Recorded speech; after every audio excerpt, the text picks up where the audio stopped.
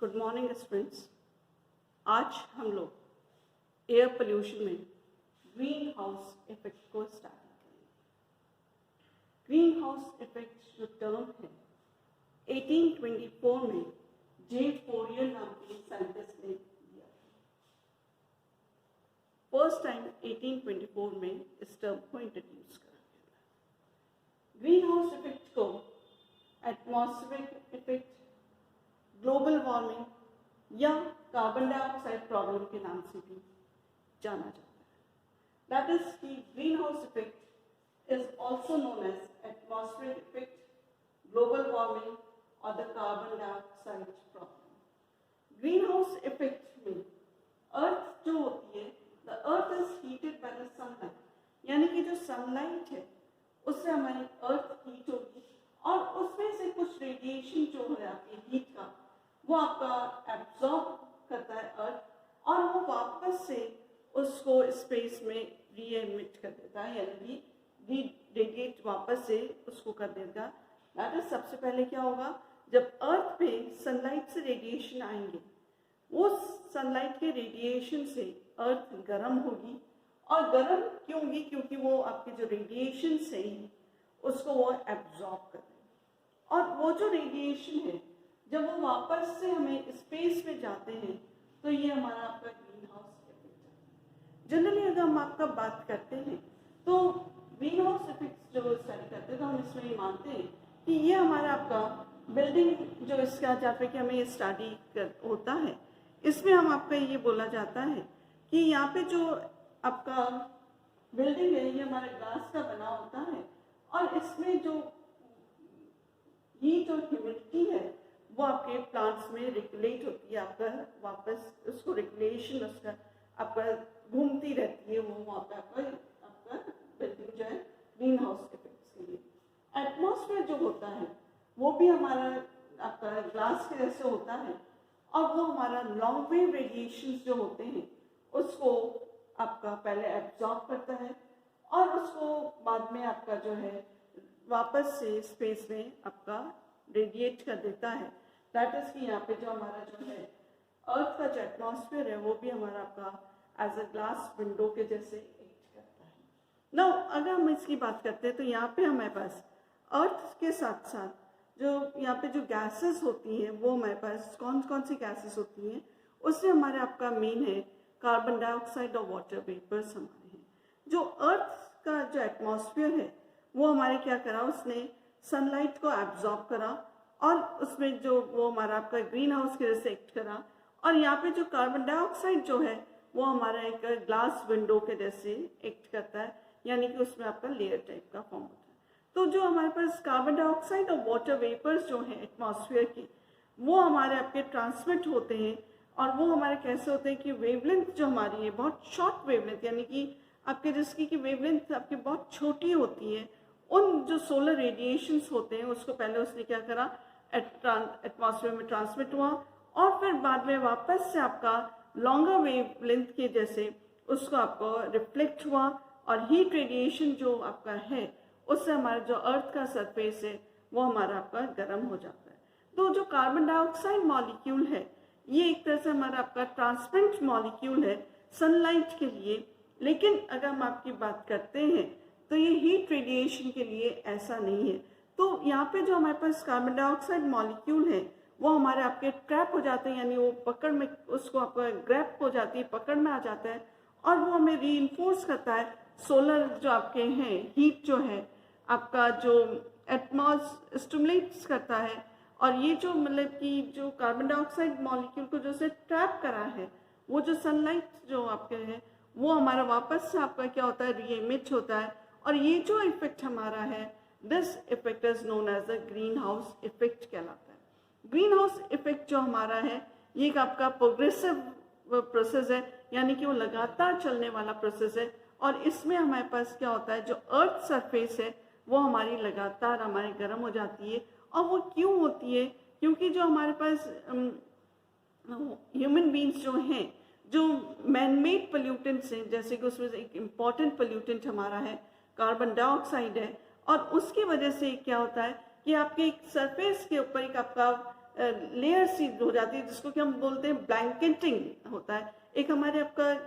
एक layer form जो होती है वो हमारे आपका होती है बिकॉज आपके अर्थ सरफेस पे, और जब अर्थ सरफेस पे हमारे हो जाएगी तो जो रेडिएशन जो अर्थ ने एब्जॉर्ब करें वो वापस स्पेस तक हमारे नहीं पहुंचते हैं। तो ग्रीन हाउस फिनोमिना जो है ये हम आपका ये कह सकते हैं कि it is a effect due to which the earth जो है ये एक ऐसा फिनोमिना है जिसमें कि अर्थ हमारी लगातार गर्म होती रहती है। अब ये जो ग्रीन हाउस इफेक्ट का मतलब क्या है? ग्रीन हाउस इफेक्ट का मतलब हमारे पास आपका ये है कि यहाँ पे जो हमारे पास गैसेस है, गैसेस कौन सी? वो गैसेस जो कि हमारे आपका जो IR रेडिएशन है उसको हमारा आपका ब्लॉक करते हैं। अब ये गैसेस कौन सी? ये गैसेस हमारे पास है, मीथेन हमारा है, कार्बन डाइऑक्साइड हमारा है, इसके बाद एक इसमें इंपॉर्टेंट है ग्रीन हाउस इफेक्ट के लिए वो हमारा आपका है क्लोरोफ्लोरोकार्बन्स हमारे इसमें है। इसके अलावा आपके पास नाइट्रोजन की ऑक्साइड है, उसमें से एक आपका इम्पॉर्टेंट ऑक्साइड है जो कि हमारा आपका ग्रीन हाउस इफेक्ट का जो है जिनकी एक्सेस में जो प्रेजेंस होती है वो होती है, और वो हमारे होती है आपका N2O का यानी कि नाइट्रस ऑक्साइड का जो है इसकी हमारे मेन हमारे प्रेजेंस है जिसकी वजह से ग्रीन हाउस इफेक्ट होता है। लेकिन अब ये जो IR जो है तो यहाँ पे क्या होगा, जब हमारे पास हीट हमारे पास वापस से नहीं खत्म होगी या कम नहीं होगी तो उससे क्या होगा कि अर्थ सरफेस पे जो हमारे पास है उसका जो टेम्परेचर है वो लगातार आपका इंक्रीज होता रहेगा। अब हमारे पास प्रश्न आता है कि ग्रीन हाउस इफेक्ट जो है वो कैसे प्रोड्यूस होता है, कैसे फॉर्म आउट होता है। अगर हम बात करते हैं अंडर नॉर्मल कंडीशंस की बात करते हैं, जो कि सामान्य स्थिति की अगर हम बात करते हैं तो जो कार्बन डाइऑक्साइड है ये हमारा जो the temperature of this earth surface is maintain. तो ये जो कार्बन डाइऑक्साइड है ये हमारा आपका जो अर्थ सरफेस का जो टेम्परेचर है उस पर आपका ये मेंटेन रखता है, उसका एक बैलेंस बनाए रखता है एनर्जी का। और ये जो एनर्जी का जो बैलेंस बन रहा है वो कैसे कि आपका हीट जो है सन से आपके अर्थ पे आए एंड इट इज रीडायरेक्टेड वापस से, या वो वापस से री एमिटेड हो जाती है, रेडिएट आपका वापस से हो जाती है किससे? आउटर स्पेस जो है स्पेस में जब वो डायरेक्ट हो जाती है। तो इस तरह से जो हमारे नॉर्मल कंडीशन की अगर हम आपका बात करते हैं तो वो हमारे आपका होता है अंडर कार्बन डाइऑक्साइड। लेकिन क्योंकि आपको पता है कि जो जब कॉन्सेंट्रेशन ऑफ कार्बन डाइऑक्साइड हमारे इंक्रीज हो जाएगी, और वो इंक्रीज हमारे कैसे होती है, क्योंकि हमारे क्या होता है कि फॉसिल फ्यूल्स को हम लोग आपका बर्न आउट करते हैं। हम फॉर एग्जांपल हम आपका यहाँ पे देखते हैं तो फॉसिल फ्यूल्स हमारे आपके जो है इंपॉर्टेंट आपका है, जैसे हमारे मीथेन, कार्बन के ऑक्साइड्स वगैरह हैं, नाइट्रोजन के ऑक्साइड्स हैं, ये सब गैसेस हमारे एक्सेस में होने की वजह से हमें आपका ग्रीन हाउस इफेक्ट हमें आपका मिलेगा। तो जो यहाँ पे जो हमारे पास जो एक्सेस ऑफ जो हमारे पास है कार्बन डाइऑक्साइड जो फॉर्म हुई है वो हमारे आपके क्या करेगा, एक थिक सी लेयर बना लेता है अर्थ सरफेस के ऊपर, एक आपका थिक सा होगा, और वो जो हमारा जो thick layer of carbon dioxide होता है ये हमारा आपका ग्लास पैनल के जैसे काम करता है, जिसको कि हम आपका ग्लास विंडोज के जैसे भी हमारा ये आपका काम करता है। और इससे जो हमारे पास जो सन के जो आपका रेज हैं वो हमारा आपका जो है हीट जो उसकी है वो हमारे एस्केप नहीं हो पाती है, और जब एस्केप नहीं हो पाएगी तो हमारा क्या होगा, अर्थ जो है वो हमारे आपका गर्म आपके होगी। इसी तरह से जो आपका है जो ग्रीन हाउस इफेक्ट की अगर हम आपका बात करते हैं तो ये हमारा आपका बेस है IR absorption characteristics of the gases के ऊपर ये हमारा बेस्ड है। तो यहाँ पे जो हमारे पास आपके जो मेन जो हमारे पास है, जैसे आपके higher concentration of carbon dioxide हुई, और इसके बाद जब हमारा जो इसमें आपका है ग्रेटर विल बी द, जितनी ज़्यादा आपके हायर की जो कार्बन डाइऑक्साइड की कॉन्सेंट्रेशन ज़्यादा होगी और greater will be the absorption of the thermal radiation होगा। इसका मतलब ये कि IR रेडिएशन जो है वो आपका ट्रैप आउट हो गए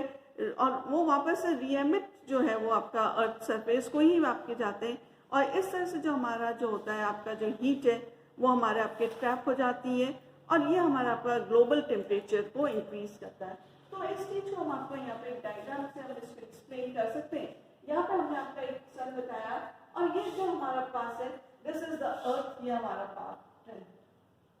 और इस अर्थ पे जब हमारे पास रेडिएशन आते हैं, लॉन्ग वेव के जो रेडिएशन आते हैं, तो कुछ रेडिएशन हमारे वापस से चले गए क्योंकि हमारे पास शॉर्ट वेव रेडिएशन से वो हमारे आपके निकल गए, और ये किसमें चेंज हुई, हमारी हीट एनर्जी में आपके चेंज हुई। लेकिन कुछ जो रेडिएशन है वो वापस से आपका अर्थ सरफेस पे आ जाते हैं, तो ये हमारे पास जो है आपका का जो कार्बन डाइऑक्साइड का जो इंक्रीज है वो भी यहाँ पे इंक्रीज होता है। और जब हमारे पास हाई आपका कार्बन डाइऑक्साइड का कंटेंट होगा, ज़्यादा होगा, तो ये हमारा आपका कॉज करेगा increase in the temperature of the global आपका जो है उस जो पृथ्वी है अर्थ का जो आपका टेम्परेचर इंक्रीज करेगा and will cause the greenhouse effect हमारा इससे आपका कॉज आपका होगा। अब ये जो ग्रीन हाउस इफेक्ट है इसमें हमारे पास आपका है कि ग्रीन हाउस कोफिशिएंट क्या होता है। ग्रीन हाउस कोफिशिएंट कुछ भी इसको हम बहुत सिंपली कह सकते हैं, it is a ratio of surface temperature to the absolute radiation of the temperature of the whole system.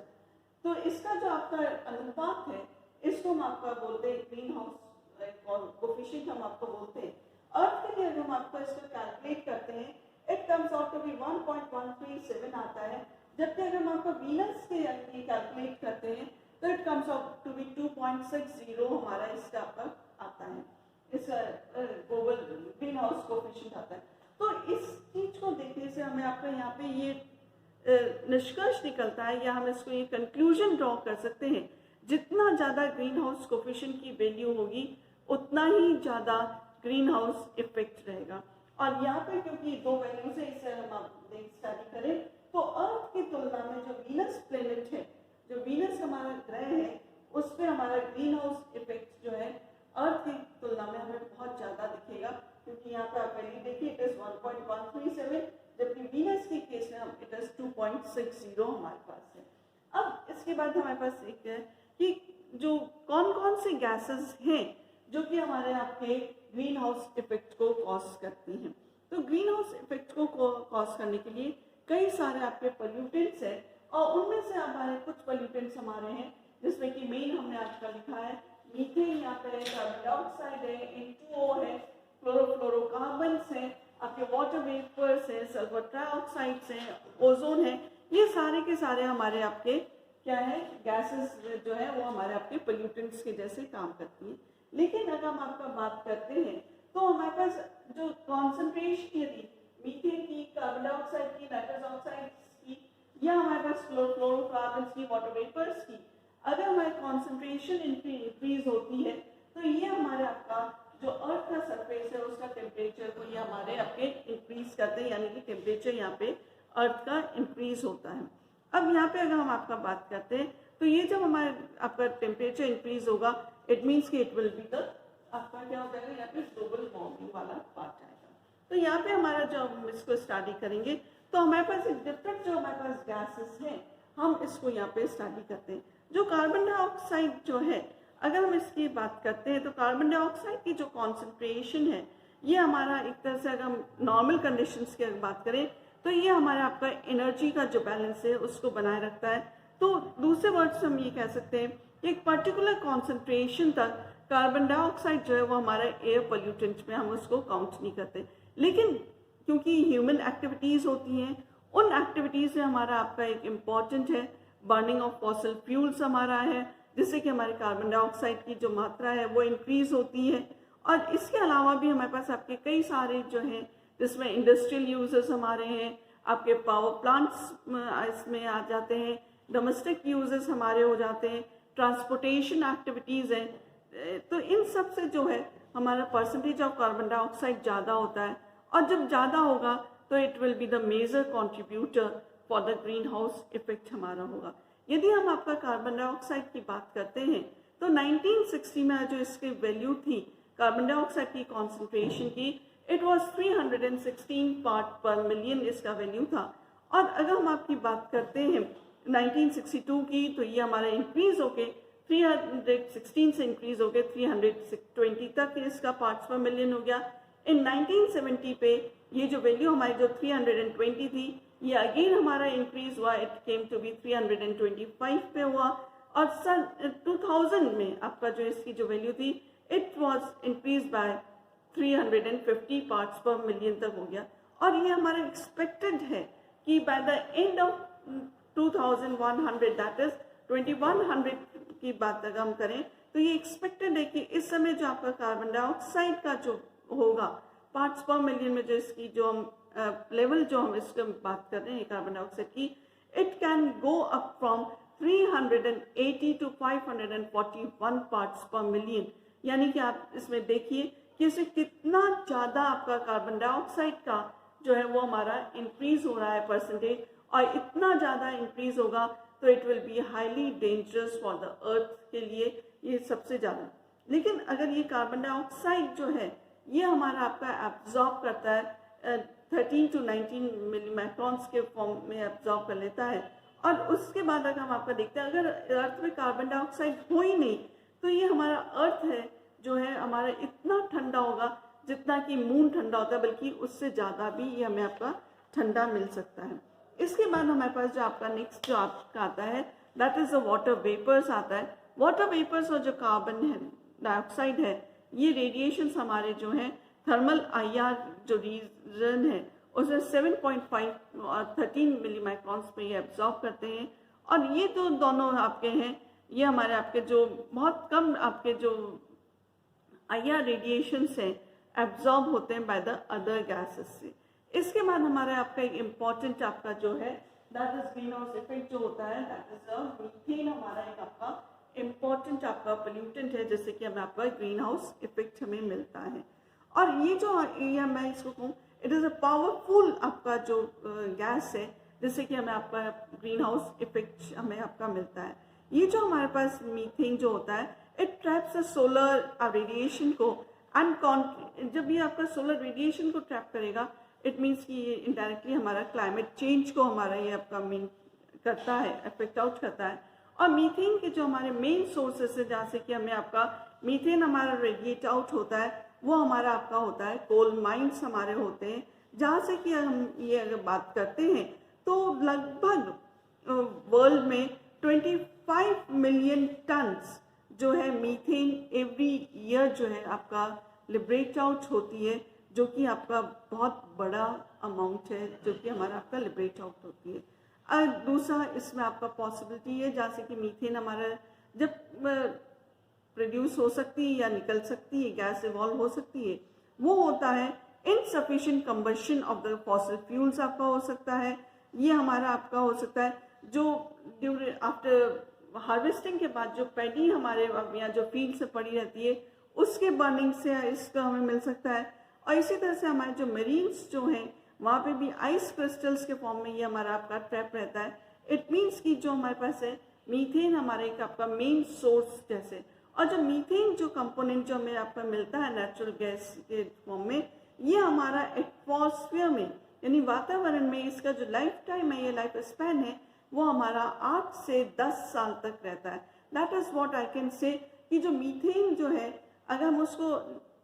अगर उसका कंबशन हमारा कम नहीं हुआ या हम उसका जो इवोल्यूशन जो हमारा अर्थ में जो हमें इवॉल्व हो रहा है मीथेन अगर वो हमारा आपका कम नहीं हुआ तो इसकी जो लाइफ है it will stay in the atmosphere from 8 to 10 years तक ये हमारा आपका स्टे करता है। इसके बाद हमारे पास आता है नाइट्रस ऑक्साइड आता है। Again it is a main source for the आपका ग्रीन हाउस इफेक्ट के लिए, और इस N2O को ये हमारे इसको आपका लाइफिंग गैस भी कहते हैं। और ये हमारे आपके सॉइल्स हैं, आपके ओशंस हैं, माइक्रोबायल आपके डीनाइट्रिफिकेशन है, बायोमास बर्निंग है, इन सब से भी ऑटोमोबाइल से भी ये हमारा आपका गैस हमारा जो है प्रोड्यूस होता है along with the nitrous oxide. और जो नाइट्रोजन के ऑक्साइड्स हैं वो भी हमारे आपके as a greenhouse effect के पोल्यूटेंट्स के जैसे काम करते हैं। अगर हम इसकी आपकी बात करें तो एवरी ईयर 0.3% जो है आपका नाइट्रोजन के ऑक्साइड का जो लेवल है वो इंक्रीज होता है। और इसकी अगर हम आपका बात करते हैं जो इसका रेजिडेंस टाइम है ट्रोपोस्फीयर में it is near by 120 years तक ये हमारा आपका रहता है, इसके इतनी लंबे समय तक ये हमारा आपका एग्जिस्ट कर सकता है। इसके बाद हमारे पास आता है टर्म है क्लोरोफ्लोरोकार्बन्स। क्लोरोफ्लोरोकार्बन्स जो है ये हम लोगों ने बहुत अच्छे से स्टडी करा है, और ये जो हमारे पास है क्लोरोफ्लोरोकार्बन्स जो है ये 1930s में इसको हमने स्टडी आउट करा, और वहाँ तब 1930s में ये पता चला कि this compound is very much toxic, और ये हमारा इनफ्लेमेबल रेफ्रिजरेंट्स के जैसे हम इसको काम में लेते हैं। क्लोरोफ्लोरोकार्बन्स जो होते हैं ये हम ये कह सकते हैं इट इज़ अ मिरेकल हम इसको कह सकते हैं, बिकॉज इट इज़ आपका स्टेबल इसका नेचर जैसा होता है। और ये हम जनरली जो है हम ये कह सकते हैं रेफ्रिजरेंट्स के जैसे काम में आता है। रेफ्रिजरेटर में हम इसको काम में लेते हैं एज अ कूलेंट, एसीज में एज अ कूलेंट इसको काम में लेते हैं। और यहाँ पे हमारे पास जो है मेनी टाइम्स हम इसको क्या करते हैं कि स्प्रे करके हम इसको क्लीनिंग फॉर द कंप्यूटर्स के लिए भी हम आपका क्लोरोफ्लोरोकार्बन का भी हम इसको काम में लेते हैं। लेकिन पिछले कुछ सालों से, या पिछले कुछ डिकेड से ये मान है कि जो क्लोरोफ्लोरोकार्बन है ये भी हमारे ग्रीन हाउस इफेक्ट में एक इम्पॉर्टेंट रोल हमारा प्ले करते हैं। और अगर हम इसकी बात करें तो ये ग्रीन हाउस इफेक्ट में जो है अप्रॉक्सीमेटली 17% जो हमारा है इसका कंट्रीब्यूशन रहता है क्लोरोफ्लोरोकार्बन्स का। अब इसके बाद अगर हम आपका देखते हैं जो क्लोरोफ्लोरोकार्बन्स जो हैं, अगर हम इसका